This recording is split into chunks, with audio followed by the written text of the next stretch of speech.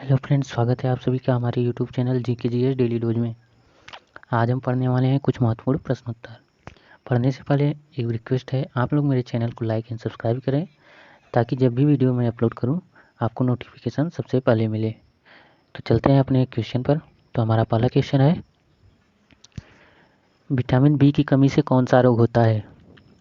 Vitamin B की कमी से कौन सा रोग होता है? तो इसका आंसर है बेरी। जी हाँ दोस्तों, विटामिन बी की कमी से बेरी रोग होता है। तो दोस्तों हमारा अगला क्वेश्चन है, विटामिन सी की कमी से कौन सा रोग होता है? तो दोस्तों हमारे विटामिन सी की कमी से स्कर्वी रोग होता है। जी हाँ दोस्तों, स्कर्वी रोग होता है विटामिन सी की कमी से। तो दोस्तों अगला चलते हैं हम अपने अगले क्वेश्चन पर। दोस्तों हमारा अगला क्वेश्चन है, दूध में कौन सा विटामिन नहीं होता है? दूध में कौन सा विटामिन नहीं होता है? तो दूध में विटामिन सी नहीं होता है। दूध में विटामिन सी नहीं होता है। चलते हैं दोस्तों हम अपने अगले क्वेश्चन पर। तो हमारा अगला क्वेश्चन है, विटामिन डी की कमी से कौन सा रोग होता है? तो विटामिन डी की कमी से रिकेट्स नामक रोग होता है। रिकेट्स नामक रोग होता है। जी हाँ दोस्तों, रिकेट्स नामक रोग होता है।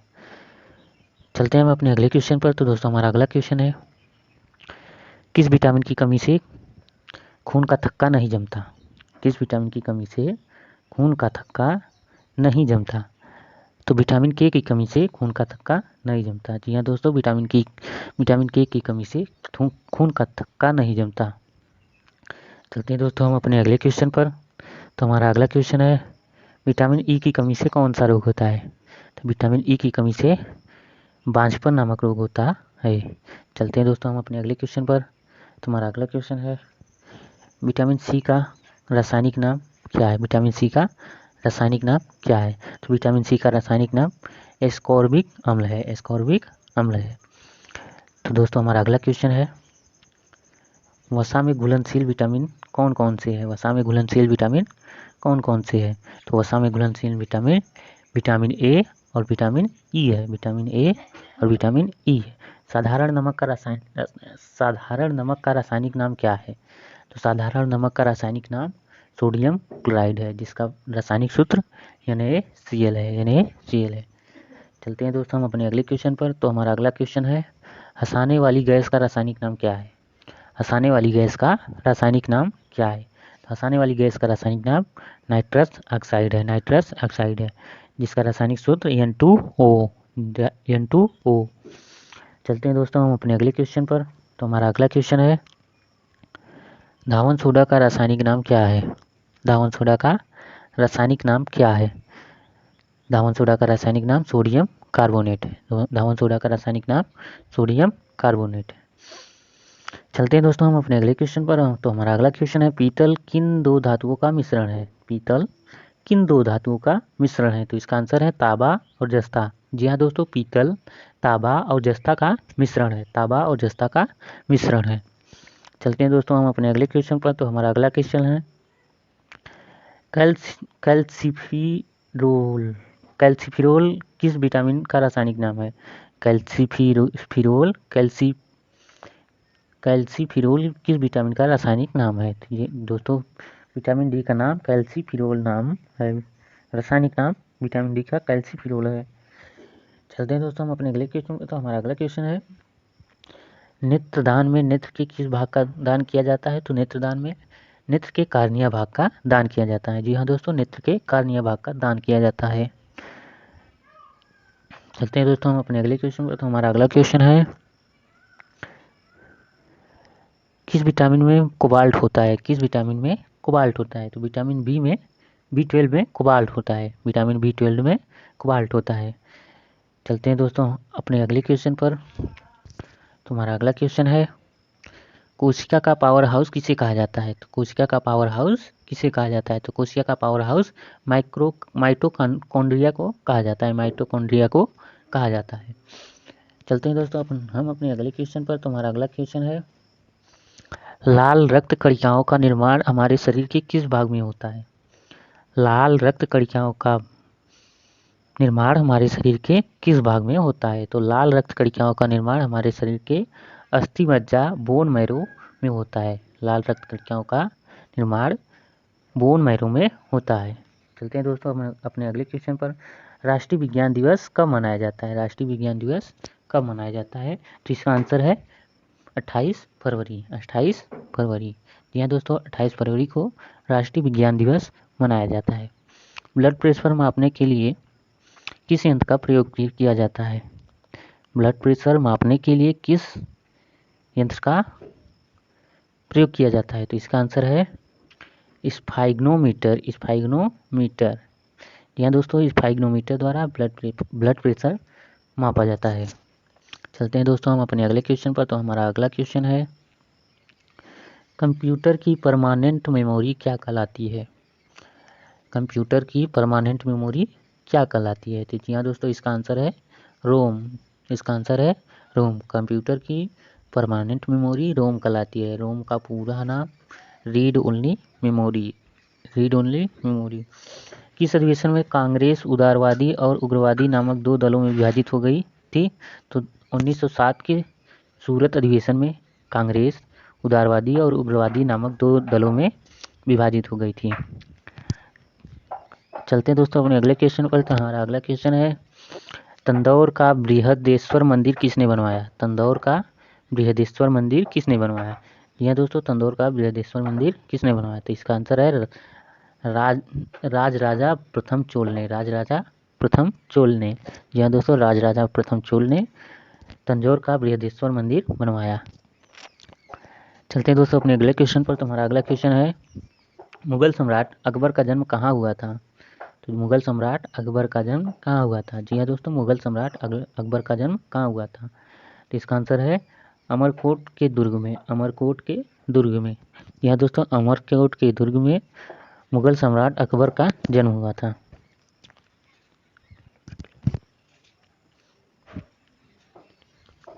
चलते हैं दोस्तों करंट अफेयर 27 जुलाई के करंट अफेयर पर। तो पहला है, भारतीय टेनिस खिलाड़ी सुमित नांगल ओलंपिक खेलों में एकल पुरुष मैच जीतने वाले कौन से भारतीय टेनिस खिलाड़ी बन गए हैं? फिर से एक बार, भारतीय टेनिस खिलाड़ी सुमित नांगल ओलंपिक खेलों में एकल पुरुष मैच जीतने वाले कौन से भारतीय टेनिस खिलाड़ी बन गए? जी इसका आंसर है तीसरे। जी हाँ दोस्तों, तीसरे भारतीय टेनिस खिलाड़ी हैं सुमित नांगल, जो ओलंपिक खेलों में एकल पुरुष मैच जिताने वाले टेनिस खिलाड़ी बन गए हैं। तो चलते हैं दोस्तों हम अपने अगले क्वेश्चन पर। तो हमारा अगला क्वेश्चन है, किस देश ने आनुवंशिक रूप से संशोधित गोल्डन राइस को मंजूरी दे दी है? किस देश ने आनुवंशिक रूप से संशोधित गोल्डन राइस को मंजूरी दे दी है? तो इसका आंसर है फिलीपींस। फिलीपींस ने आनुवंशिक रूप से संशोधित गोल्डन राइस को मंजूरी दे दी है। तो चलते हैं दोस्तों अपने अगले क्वेश्चन पर। तो हमारा अगला क्वेश्चन है, किस आईआईटी संस्थान ने एंटी ड्रोन तकनीकों के समाधान खोजने के लिए इटोवेशन हब लॉन्च किया है? किस आईआईटी संस्थान ने एंटी ड्रोन तकनीकों के समाधान खोजने के लिए इटोवेशन हब लॉन्च किया है? तो जी हाँ दोस्तों, इसका आंसर है IIT Kanpur. IIT Kanpur. IIT Kanpur ने एंटी ड्रोन तकनीकों के समाधान खोजने के लिए इटोवेशन हब लॉन्च किया है। इटोवेशन हब लॉन्च किया है। चलते हैं दोस्तों हम अपने अगले क्वेश्चन पर। तो हमारा अगला क्वेश्चन है, जो बाइडन ने अफगान प्रवासियों के लिए कितने मिलियन डॉलर के आपातकालीन फंड को मंजूरी दी है? जो बाइडन ने अफगान प्रवासियों के लिए कितने मिलियन डॉलर के आपातकालीन फंड को मंजूरी दे दी है? तो जो बाइडन ने अफगान प्रवासियों के लिए 100 मिलियन डॉलर के आपातकालीन फंड को मंजूरी दी है। 100 मिलियन डॉलर की मंजूरी दी है। चलते हैं दोस्तों अपने अगले क्वेश्चन पर। तो हमारा अगला क्वेश्चन है, 26 जुलाई को पूरे भारत में कौन सा दिवस मनाया जाता है? 26 जुलाई को पूरे भारत देश में कौन सा दिवस मनाया जाता है? जी हाँ दोस्तों, इसका आंसर है कारगिल विजय दिवस। कारगिल विजय दिवस। 26 जुलाई को पूरे भारत में कारगिल विजय दिवस मनाया जाता है। चलते हैं दोस्तों अपने अगले क्वेश्चन पर। हमारा अगला क्वेश्चन है, अंतर्राष्ट्रीय ऊर्जा एजेंसी और किसने renewable integration in India 2021 report launch की? अंतर्राष्ट्रीय ऊर्जा एजेंसी और किसने renewable integration of India 2021 report launch की? तो इसका आंसर है नीति आयोग। नीति आयोग। चलते हैं दोस्तों अपने अगले क्वेश्चन पर। तो हमारा अगला क्वेश्चन है, सी विजय कुमार को इनमें से किस आईटी कंपनी ने के नए अध्यक्ष एवं एमडी के रूप में नियुक्त किया गया है? सी विजय कुमार को कौन से आईटी कंपनी के अध्यक्ष और एमडी के रूप में नियुक्त किया गया है? तो इसका आंसर है HCL। जी हाँ दोस्तों, HCL। तो चलते हैं अपने अगले क्वेश्चन पर। तो हमारा अगला क्वेश्चन है स्पेशलिटी स्टील के लिए कितने करोड़ रुपए के उत्पादन से जुड़ी प्रोत्साहन योजना केंद्रीय मंत्रिमंडल में ने मंजूरी दी है? फिर से एक बार, स्पेशलिटी स्टील के लिए कितने करोड़ रुपए के उत्पादन से जुड़े प्रोत्साहन योजना केंद्रीय मंत्रिमंडल में ने मंजूरी दी है? जी हाँ दोस्तों, इसका आंसर है 6,322 करोड़ रुपए मंजूरी दी गई है केंद्रीय मंत्रिमंडल द्वारा। भारत, चलते हैं दोस्तों अपने अगले क्वेश्चन पर। तो हमारा अगला क्वेश्चन है, भारत की सबसे बड़ी लिथियम आयन बैटरी कहाँ स्थापित की जाएगी? भारत की सबसे बड़ी लिथियम आयन बैटरी कहाँ स्थापित की जाएगी? तो इसका आंसर है ग्रेटर नोएडा। जी हाँ दोस्तों, ग्रेटर नोएडा में भारत की सबसे बड़ी लिथियम आयन बैटरी स्थापित की जाएगी। किस स्पेस एजेंसी में मंगल ग्रह के अंदरूनी हिस्सों के बारे में जानकारी दी है? किस स्पेस एजेंसी ने मंगल ग्रह के अंदरूनी हिस्सों के बारे में जानकारी दी है? तो इसका आंसर है नासा। जी हाँ दोस्तों, नासा ने मंगल ग्रह के अंदरूनी हिस्सों के बारे में जानकारी दी है। चलते हैं दोस्तों अपने अगले क्वेश्चन पर। तो हमारा अगला क्वेश्चन है, कंप्यूटर का जनक किसे कहा जाता है?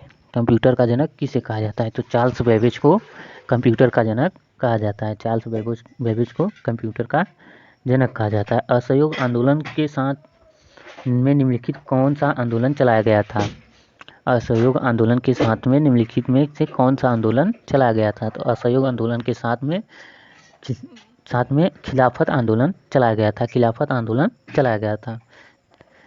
चलते हैं दोस्तों अपने अगले क्वेश्चन पर। तो हमारा अगला क्वेश्चन है, हाल ही में एक श्वेत बाघ की हत्या हुई, उसे किस नाम से जाना जाता है? तो हाल ही में होने वाले श्वेत बाघ की हत्या को बाजीराव के नाम से जाना जाता है। एक्सेल शीट में एडिट करने के लिए किस फंक्शन की का प्रयोग किया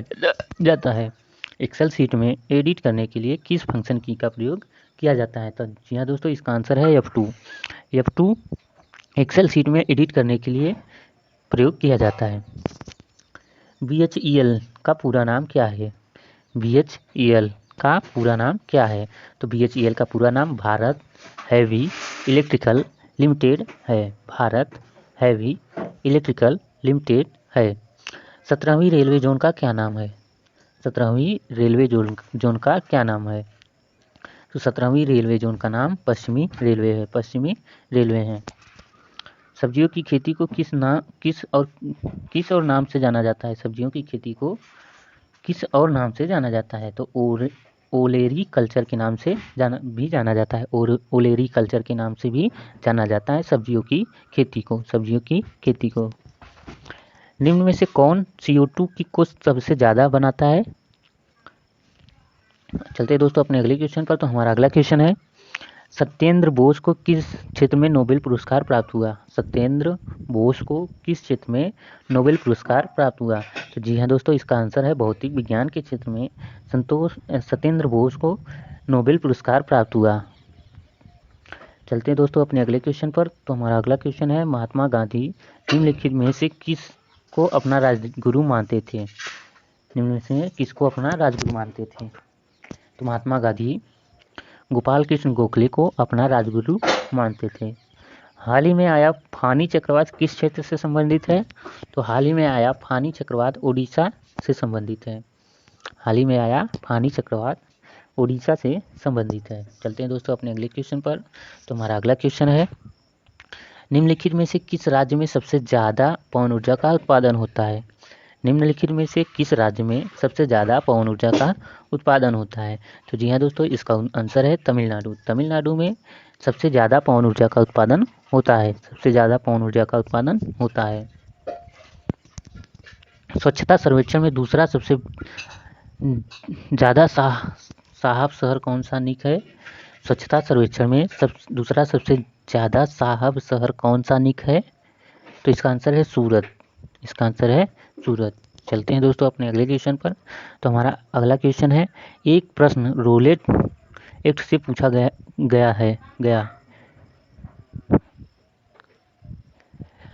दोस्तों हमारा अगला क्वेश्चन है, अंतर्राष्ट्रीय श्रम संगठन का हेडक्वार्टर किस शहर में स्थित है? अंतर्राष्ट्रीय श्रम संगठन का हेडक्वार्टर किस शहर में स्थित है? तो जी हाँ दोस्तों, इसका आंसर है जिनेवा, स्विट्जरलैंड। अंतर्राष्ट्रीय श्रम संगठन का हेडक्वार्टर जिनेवा, स्विट्जरलैंड में स्थित है। जिनेवा, स्विट्जरलैंड में स्थित है। चलते हैं दोस्तों अपने अगले क्वेश्चन पर। तुम्हारा अगला क्वेश्चन है, निम्नलिखित में कौन सी पुस्तक प्रेमचंद जी के द्वारा लिखी गई? कौन सा? सेवा सदन प्रेमचंद द्वारा पुस्तक लिखी गई। पौधों में फोटोसिंथेसिस की प्रक्रिया करने के लिए कौन सी गैस आवश्यक होती है? पौधों में फोटोसिंथेसिस की क्रिया करने के लिए कौन सी गैस आवश्यक होती है? इसका आंसर है CO2। जी हाँ दोस्तों, पौधों में फोटोसिंथेसिस के लिए CO2 आवश्यक होती है। हमारा अगला क्वेश्चन है, 2020 में प्रेस फ्रीडम प्राइज किसने जीता? 2020 में प्रेस फ्रीडम प्राइज किसने जीता? तो इसका आंसर है दोस्तों साहिल उल आलम। जी हाँ दोस्तों, साहिल उल आलम ने 2020 में प्रेस फ्रीडम प्राइज जीता। संविधान के किस अनुच्छेद में DPSP में अल्पसंख्यकों के लिए प्रावधान किया गया है? संविधान के किस अनुच्छेद में DPSP में अल्पसंख्यकों के लिए प्रावधान किया गया है? तो इसका आंसर है अनुच्छेद 46। अनुच्छेद 46 में DPSP के अल्पसंख्यकों के लिए प्रावधान किया गया है। यूनिसेफ का ब्रांड सबसे युवा एम्बेसडर कौन है? यूनिसेफ का ब्रांड सबसे युवा ब्रांड एम्बेसडर कौन है? तो इसका आंसर है बिली ब्राउन। बिली ब्राउन।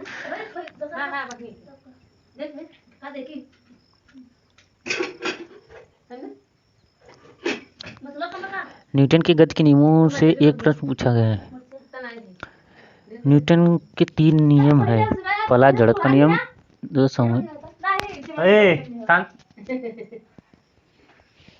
निम्नलिखित में कौन सा एक स्कूल सैटेलाइट नासा के द्वारा लॉन्च किया गया? निम्नलिखित में से कौन सा एक स्कूल सैटेलाइट नासा के द्वारा लॉन्च किया गया? तो कलाम सेट। जी हाँ दोस्तों, इसका आंसर कलाम सेट है। कौन सा ग्रंथ बुद्ध धर्म से संबंधित है? तो इसका आंसर त्रिपिटक है। निम्नलिखित में से कौन सा INS स्पोत को हाल ही में भारतीय जल सेना में शामिल किया गया? जी हाँ दोस्तों, निम्नलिखित में से कौन सा INS युद्धपोत हाल ही में भारतीय जल सेना में शामिल किया गया? तो इसका आंसर है INS खंडेरी। चलते हैं दोस्तों अपने अगले क्वेश्चन पर। तो हमारा अगला क्वेश्चन है, निम्नलिखित में से किस एक राज्य ने सुशासन में रैंक हासिल की? निम्नलिखित में से किस एक राज्य ने सुशासन में रैंक हासिल की? जी हाँ दोस्तों, इसका आंसर है तमिलनाडु। तमिलनाडु ने सुशासन में 1 रैंक हासिल की। ह्यूमन डेवलपमेंट इंडेक्स मानव विकास सूचकांक भारत में कितनेवां स्थान प्राप्त किया? ह्यूमन डेवलपमेंट इंडेक्स भारत में 129वां स्थान प्राप्त किया। IAAF 2019 गोल्ड मेडल किसने जीता? तो IAAF 2019 gold medal Sifan Hassan ने जीता। चलते हैं दोस्तों अपने अगले क्वेश्चन पर। तुम्हारा अगला क्वेश्चन है, हाल ही में आयोजित जेनेटिक कॉन्फ्रेंस कहाँ आयोजित की गई? तो हाल ही में आयोजित जेनेटिक कॉन्फ्रेंस पुर्तगाल में आयोजित की गई। लिटमस पेपर को निम्न में से किससे बनाया जाता है? तो लिटमस पेपर को लाइकेन से बनाया जाता है। जी हाँ दोस्तों, लिटमस पेपर को लाइकेन से बनाया जाता है। कोबोल का पूरा नाम क्या है? तो कोबोल का पूरा नाम कॉमन बिजनेस ओरिएंटेड लैंग्वेज है। कॉमन बिजनेस ओरिएंटेड लैंग्वेज है। चलते दोस्तों हम अपने अगले क्वेश्चन पर। तुम्हारा अगला क्वेश्चन है, जमीन पर लुढ़कती गेंद धीमी हो जाती है और अंत में रुक जाती है, क्योंकि?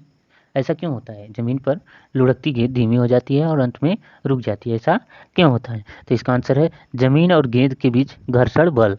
जहाँ जमीन और गेंद के बीच घर्षण बल होने के कारण जमीन पर लुढ़कती गेंद धीमी हो जाती है और अंत में रुक जाती है। तो हमारा अगला क्वेश्चन है दोस्तों, पृथ्वी का घूर्णन अक्ष इसकी कक्षा के तल पर लंबवत नहीं है, यह झुकाव किसके लिए जिम्मेदार है? पृथ्वी का घूर्णन अक्ष इसकी कक्षा के तल पर लंबवत नहीं है, यह झुकाव किसके लिए जिम्मेदार है? तो जी हाँ दोस्तों, इसका आंसर है पृथ्वी पर मौसम बदलने के लिए है। पृथ्वी पर मौसम पर बदलने के लिए है। आवर्धक लेंस कौन सा लेंस होता है? आवर्धक लेंस मैग्नीफाई ग्लास कौन सा लेंस होता है? तो अवतल लेंस होता है। जी हाँ दोस्तों, इसका आंसर है अवतल लेंस। कौन सा जीव अपनी त्वचा से शोषण करता है? जी हाँ दोस्तों, हमारा अगला क्वेश्चन है, कौन सा जीव अपनी त्वचा से शोषण करता है? जी हाँ दोस्तों, इसका आंसर है केंचुआ। केंचुआ अपनी त्वचा से शोषण करता है। चलते हैं दोस्तों अपने अगले क्वेश्चन पर। तो हमारा अगला क्वेश्चन है, जंग लगना कौन सा परिवर्तन है? जंग लगना कौन सा परिवर्तन है? जी हाँ दोस्तों, जंग लगना रासायनिक परिवर्तन है। एक सतह पर चलती हुई गेंद इसका उदाहरण है। एक सतह पर चलती हुई गेंद किसका उदाहरण है?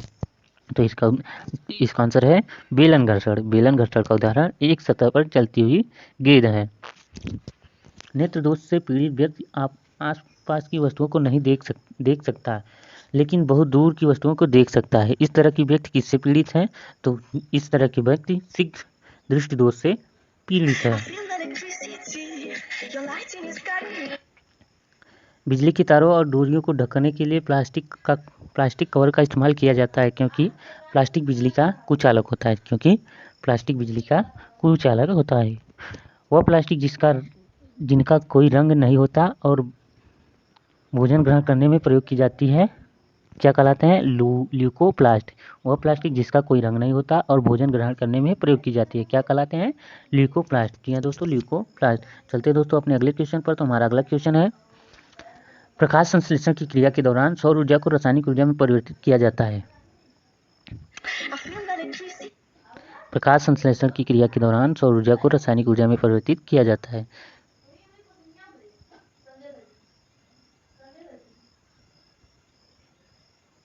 वृद्धिकर हार्मोन्स इसमें उत्पादित होते हैं? पीयूष ग्रंथि में। वृद्धिकर हार्मोन्स पीयूष ग्रंथि में उत्पादित होते हैं। नमक के घोल में सकारात्मक आवेशित कणों को क्या कहा जाता है? नमक के घोल में